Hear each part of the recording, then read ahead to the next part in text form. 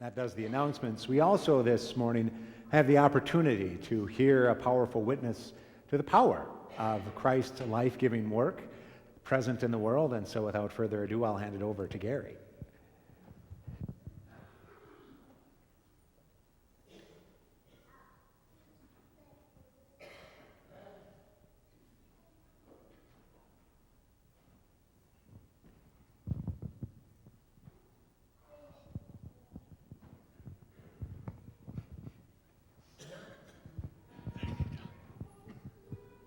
Good morning. And it is nice to say good morning. Trust me. The sky is blue, the grass is green, and I love it. I asked Father last night and today if I could just say a few words, mainly about the power of prayer. I really hope that everybody could understand that really, and I hope I can get through this. The power of prayer is so strong you don't understand. I've felt it.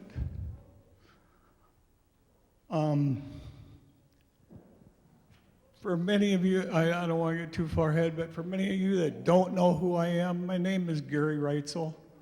I know a lot of you do know me. I volunteered at St. John Beanie School for 5 years, and the kids mean the world to me. But their power of prayer and everybody's power of prayer, there's people that have had worse than me, and I believe that, and I know that, and I pray for them dearly. But God does answer your prayers, and it's really, really humbling to understand and know that He really listens. It's changed my life faithfully, stronger, and I know for a fact that not only adult prayers are always heard, but a child's prayer is so pure that it means more than anything. And, sorry.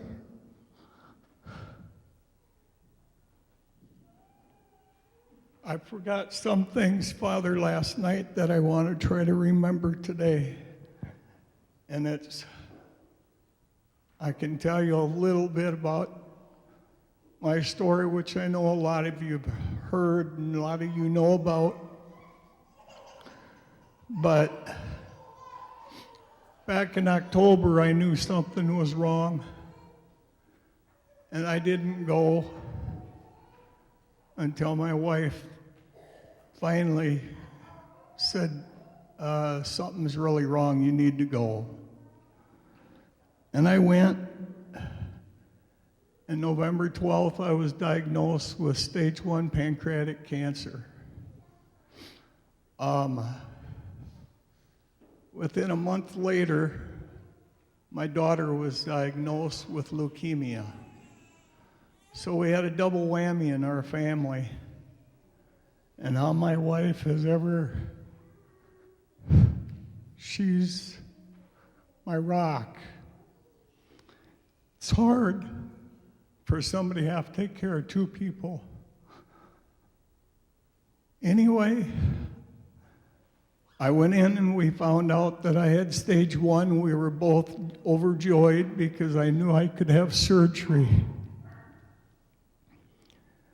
And we went on and I got chemo.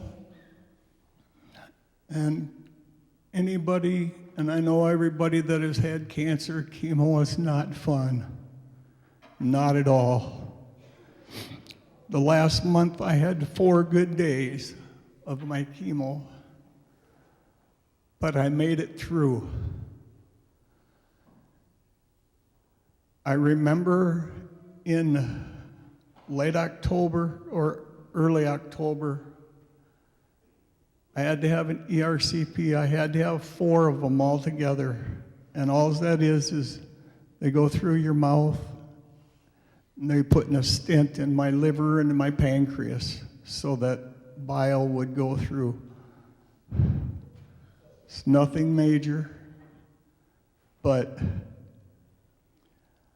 I prayed. The teachers at St. John Vini prayed, got their children, got the kids to pray, and they've prayed constantly. And I tell you, the best feeling there ever is in my whole life is I see all these kids, and they come up and they go, Mr. Gary, we prayed for you today. We prayed for you last night. And I felt it.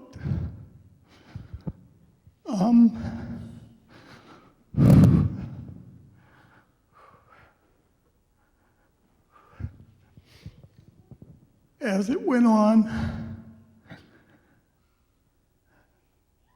I had this that I've only told 3, maybe 4 people. And I had this vision, and it is so vivid, it'll never go away. I was praying before I was going back to one of my surgeries, and I was awake. I remember going into the operating room. I remember them putting the mask on my face. And all of a sudden, I was still awake. But everything went completely pure white. And I was in this pure white hallway. And there was nothing there but nice, bright, pure white hallway. And at the end, there was a door. And at that door, the door opened up, and the silhouette of God came through. And all he said to me, he came out and he goes, Gary, trust in your surgeon. You will be fine. And he smiled and he went back in and shut the door, and I came back too. And there was the mask still on me, and I could see all the doctors. And then they finally, I went to sleep. Thank God. But that sticks with me so hard because it really happened. And there's no explanation. But going forward from then,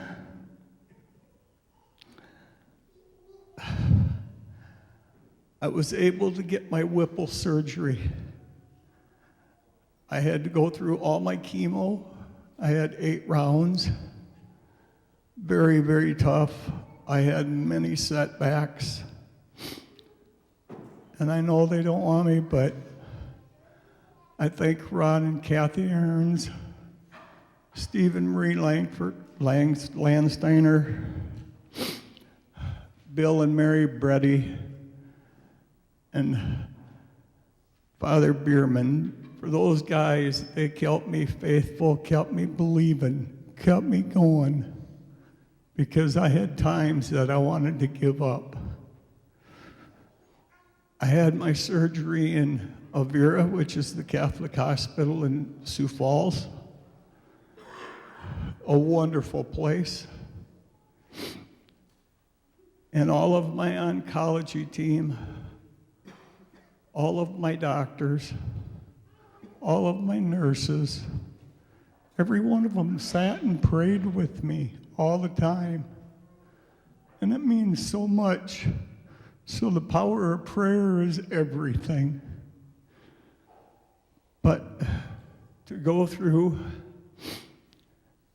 during my chemo, my cancer grew. Did not sit well with me or my wife. We didn't know how much. They just were saying it was growing.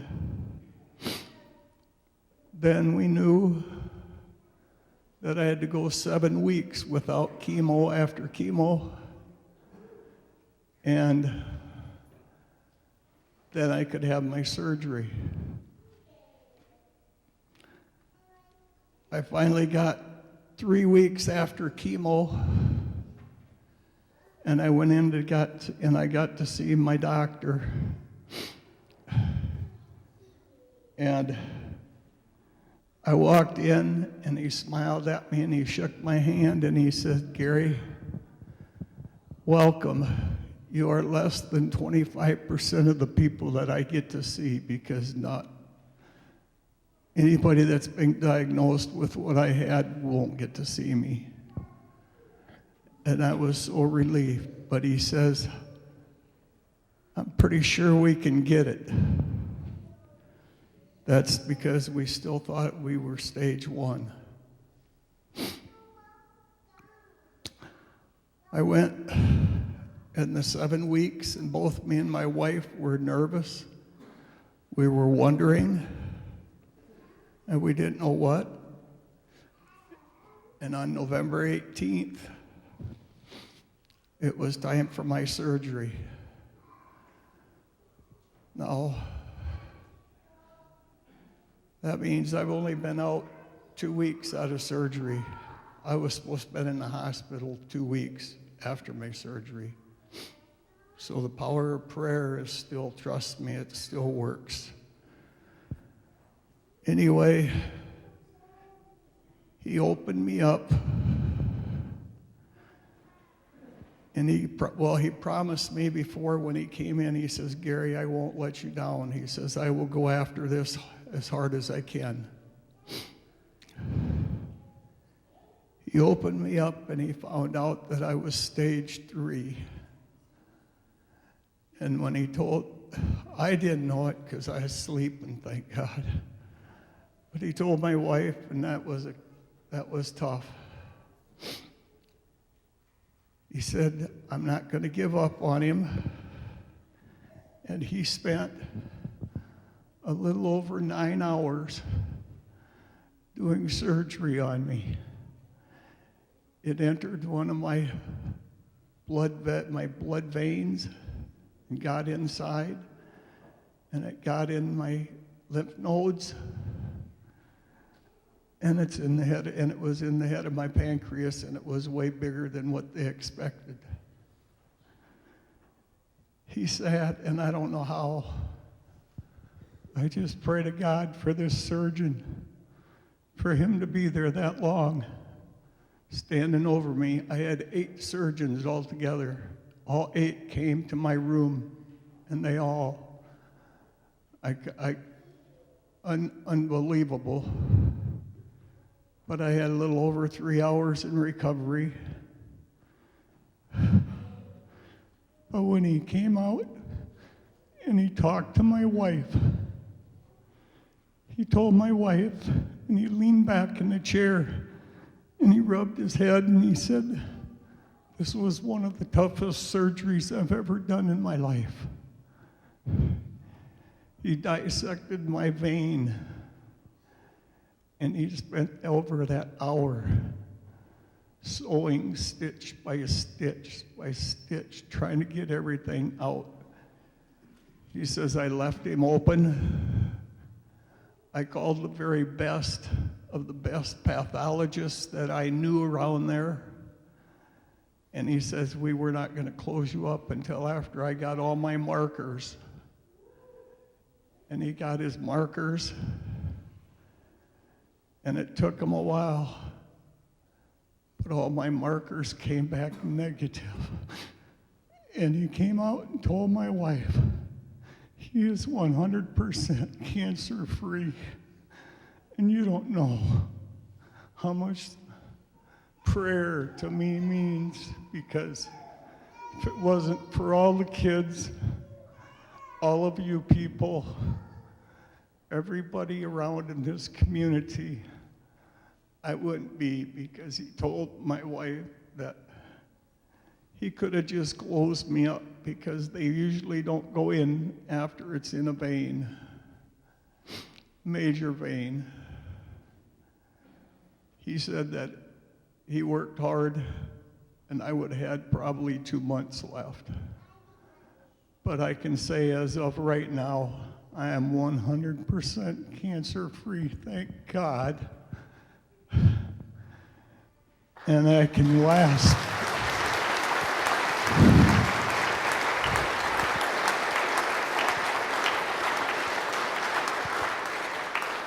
And I'm going to die of old age. But to all the kids, thank you so much for your prayers, because you're the ones that made it. And I thank you all. Thank you, Father, for giving me this time. But I felt it was for me, not to anything else, that I needed to say this to everybody. Because for me, I needed to do this. So with that, thank you, and I hope you all have a wonderful life, and please keep praying.